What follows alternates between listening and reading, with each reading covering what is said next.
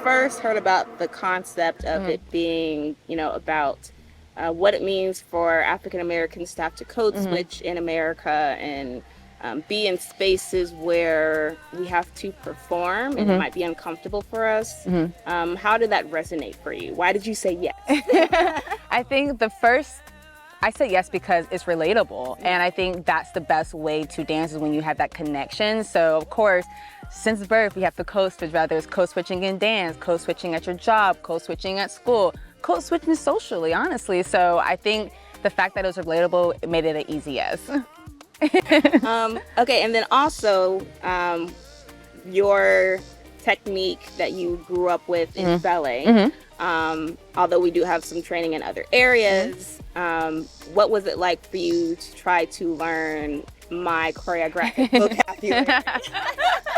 It was a challenge, but that's dance, and I love that you gave me a challenge. Like, it wasn't just me doing ballet or me doing movement that I knew I was comfortable in, so it allowed me to grow as a dancer, which I'm very grateful for. So, and allowed me to release, which is like a lot of things my directors say. They're like, Malanah, you need to release. And I'm like, I'm trying. What do you mean? I am releasing. Or get low to the ground. And I hear that all the time. So our rehearsals was a great way to really figure out, what does release look like for me? What does staying grounded look like for me? So it was really fun and challenging learning your choreography and your movement style. And overall, it was just a learning experience. So thank you.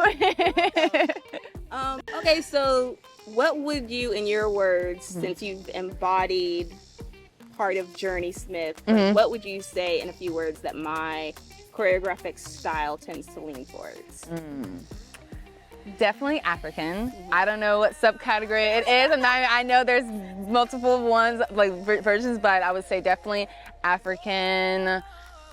I want to say a little bit Caribbean too, because you have a lot of hips and a lot of like arching and like undulating, things like that. But you have that modern technique. Like, there is a technique to it. It's not just, it's that modern ballet technique with a combination of that African movement. So it's very clean but fluid at the exact same time. It's very personal and grounded, but yet expressive and very, I can see your personality, but also I'm able to put my own individuality into the movement as well, which was really, it's very, what is it, very like, your choreography is very molded. I can mold it into me, I can mold it into you, but it's adaptable to like each dancer. So it was really easy to work with. It was easy to add my own style. Not easy, never easy, but it was really great. It was really fun to figure out how can I add my style, because as a dancer, we try to mimic other dancers in their style, but I had to soon realize you won't look like Jurne, okay? You won't look like her movement quality, which, of course, me, I'm like, let me mimic that style because that's what she choreographed, that's what she wants, so let me do exactly like that. But after like the 10th rehearsal, I was like, no, Malanah, like, you go to the club, you get jiggy with it, you get down, find that, and then utilize your movement quality, and then bam, a giant mashup of beautiful choreography. I'm glad that you felt that way, because a lot of things, a way that I don't think we necessarily think of code switching, but you did mention, is that as dancers, our job is basically to become copies of the choreographer. Yes. Essentially. And then in that, trying to keep part of ourselves in it and still keep our interpretation of it. So I'm really grateful that you were able to work with me during this process. And I hope you felt supported. Yes. Your voice and your style and how it worked in the movement. Let's see, what else? What would you want to say to people who are trying to understand what it means to operate in a society that is not necessarily similar or the same as their own? And like if they're entering the workforce or entering into a new place, and trying to figure out where they fit in. Be yourself. I say that, I know, you're like, what does it mean? No, really, like, find that base, find that foundation of who you are as a person, and then from there, adapt it to the situation, to the environment. But don't go into an environment or situation where you feel like you have to change your personality, who you are completely. And I think that's where we get in trouble a lot, is that we think that we have to change who we are as a person. It's like, no.